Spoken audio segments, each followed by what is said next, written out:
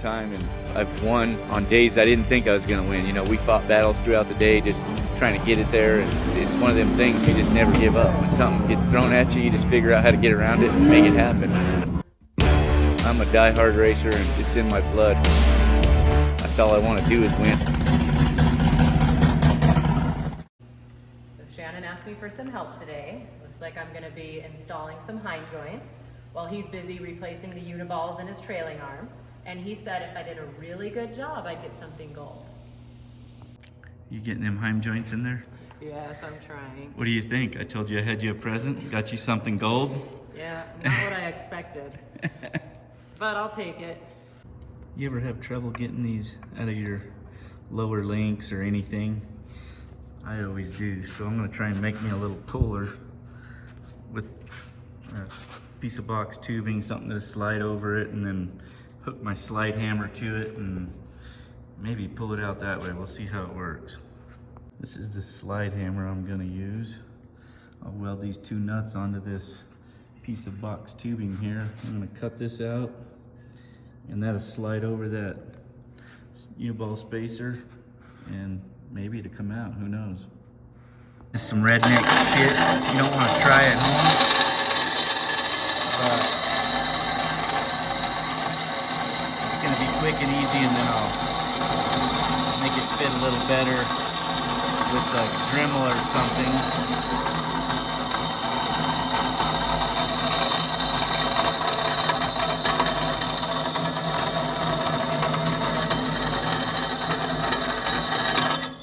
Not bad for a redneck cut.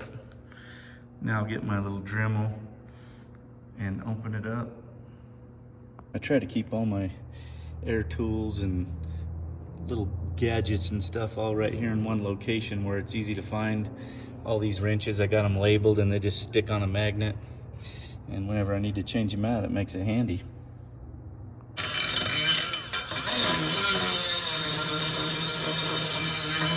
This thing makes quick work. I love it. You don't need no air. Pretty smooth. Let's see how it fits over here. Looks like it's gonna fit all right.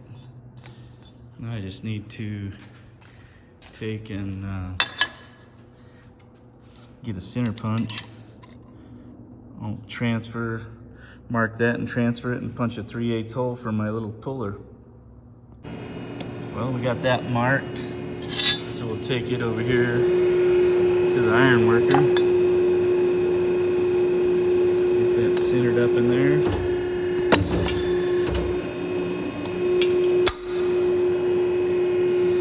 That should do it.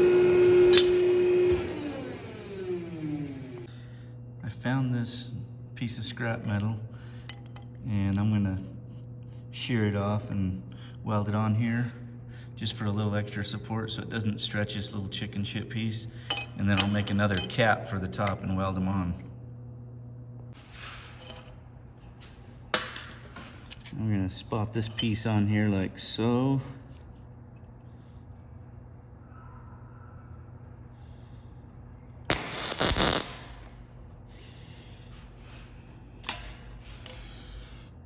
Little crooked.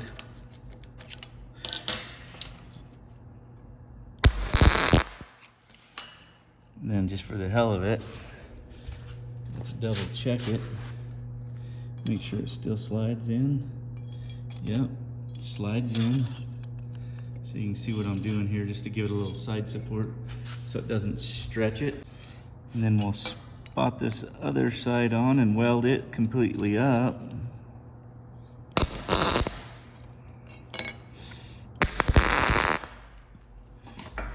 I guess I better get my helmet.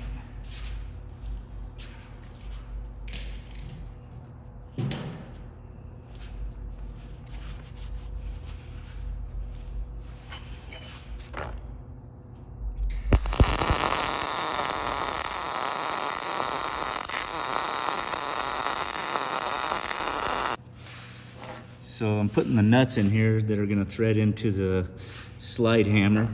I got one on the inside and one on the outside.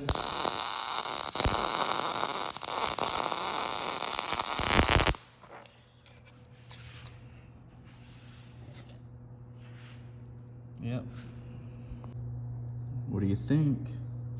Not bad for a bunch of chicken shit, huh? Got my threads. Slide it on here. Get it all mounted up and we'll yank it out. Well, let's see how she works.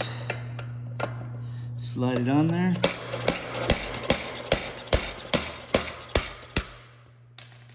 Not bad for a bunch of redneck shit, huh? They get rusted in there. You know, I try to keep them greased and anti-seize, but it just doesn't last. Well, that's a good deal. The main reason for building the tool is to keep from pecking on these and beating them all up. You know, it's kind of a bitch to get them out a lot of times, and just making something so simple to get them out nice and clean, and then we can dress them up with a little emery cloth and re-lube them and put them back in the new uniball when we get the uniball out. I got this nice AGM puller all ready to go on this. We're gonna pull that thing out of there and hopefully she pulls pretty nice. Oh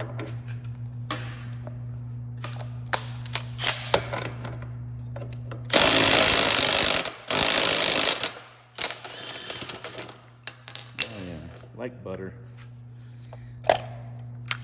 Thank God I didn't have to make this tool. I can buy it.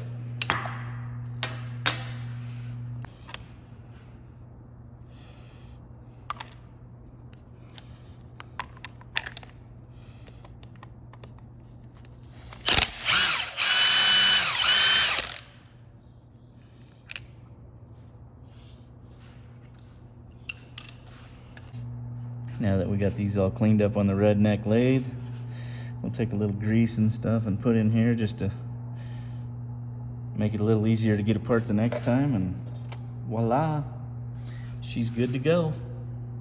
Sometimes it's easier to start with something you already have. I've had this little puller set forever, and I just made this dumb little attachment, and I'll just throw it in that box and we'll have it for next time.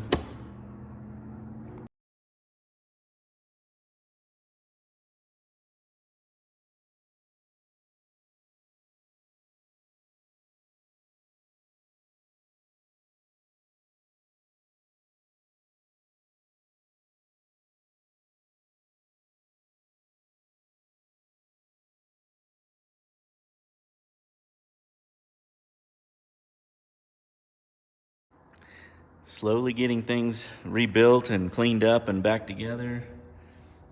Got the rear end back under it, waiting on some stuff that's an anodizer.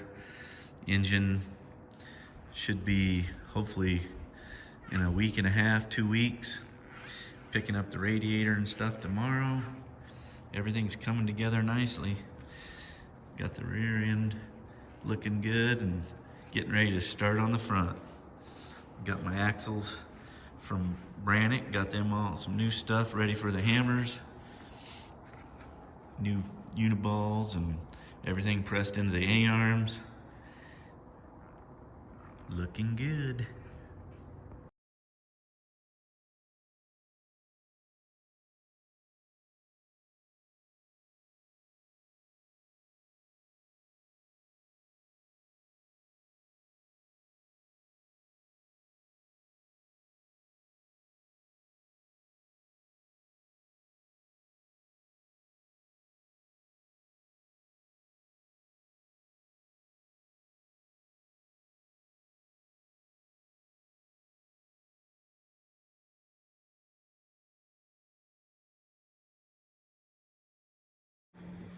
Okay, I came home from work early so I could make some dinner for everybody.